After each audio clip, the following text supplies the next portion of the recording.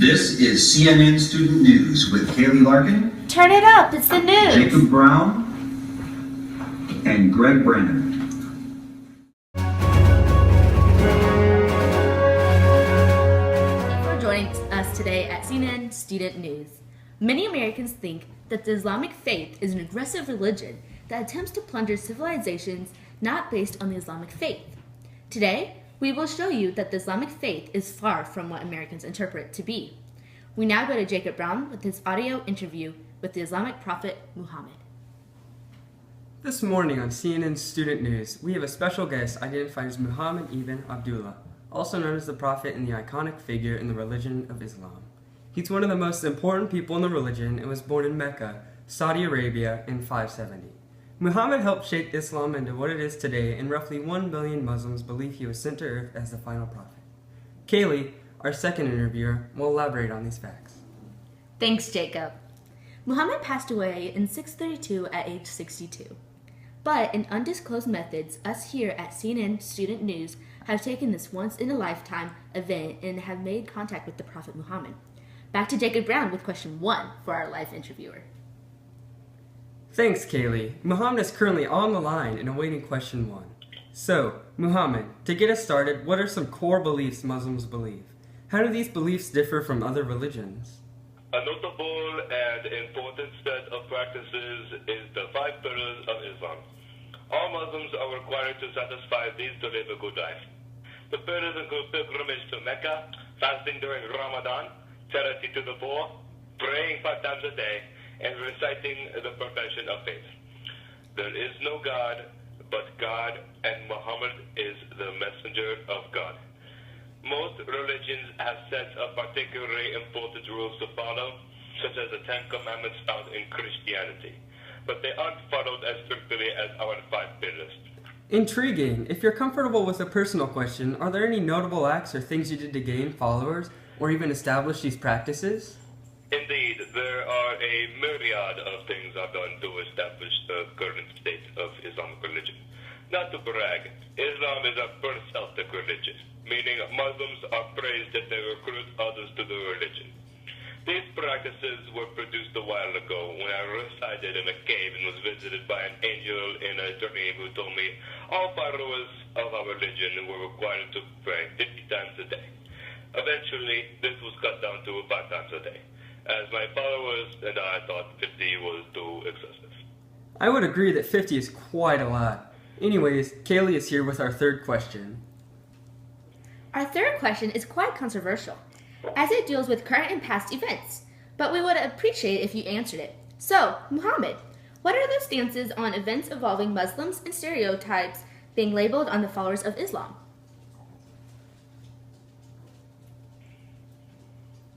Muslims as an entirety have been targeted for stereotypical labels by most people from other religions.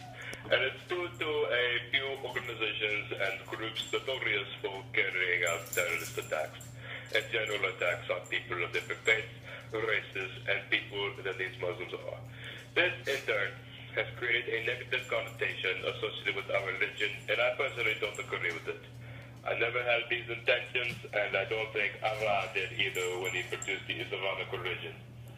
That's quite logical, and I apologize so many people have such a twisted view on your religion. What's the difference between you and Allah? In the midst of these opinionated stereotypical thoughts on the faith of Islam, I've noticed some people get confused between Muhammad and Allah. To my knowledge, Allah is your God, although the common person may get confused on that.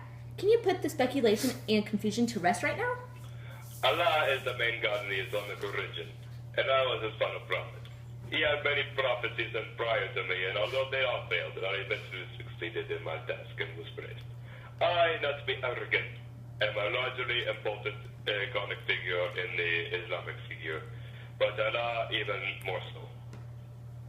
Wow, that's interesting. For our final question, Jacob will be asking to close our interview. Thanks, Kaylee. To complete this once-in-a-lifetime event, I'd like to bring up a current event, as you won't be able to voice your opinion on this for the rest of time.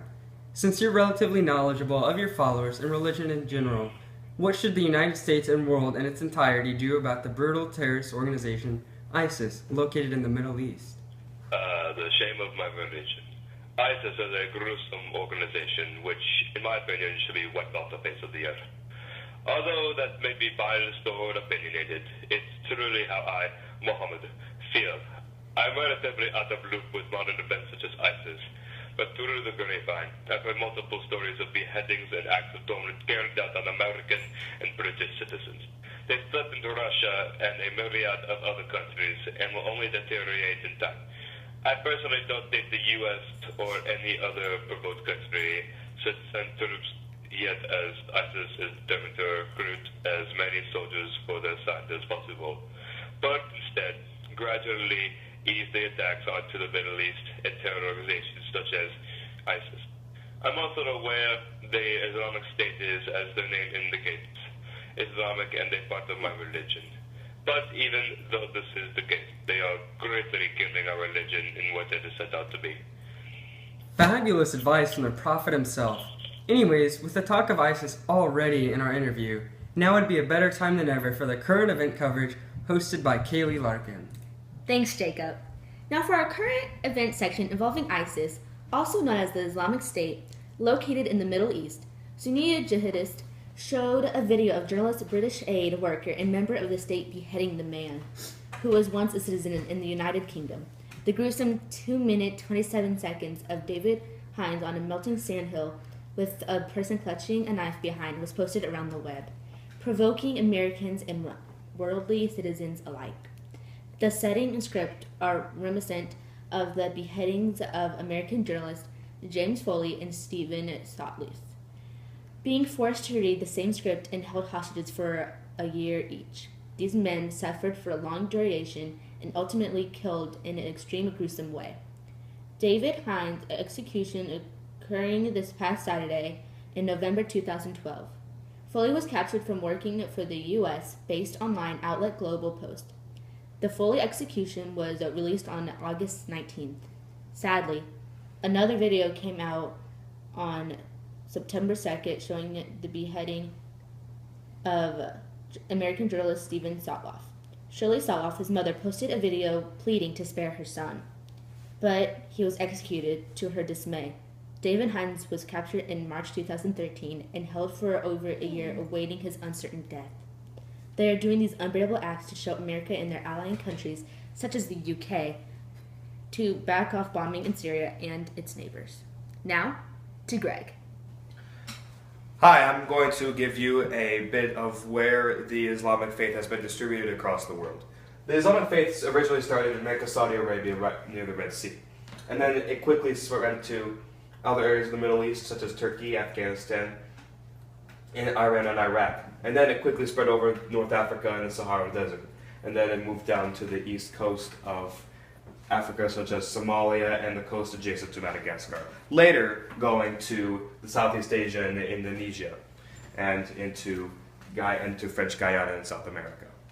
And now, in current events, it is going to be migrating even more so into northern and western Europe, North America especially, particularly in urban areas, South America, Eastern China, South Africa, and into Australia.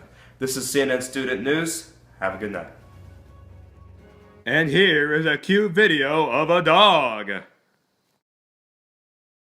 Anaconda don't, my anaconda don't, my anaconda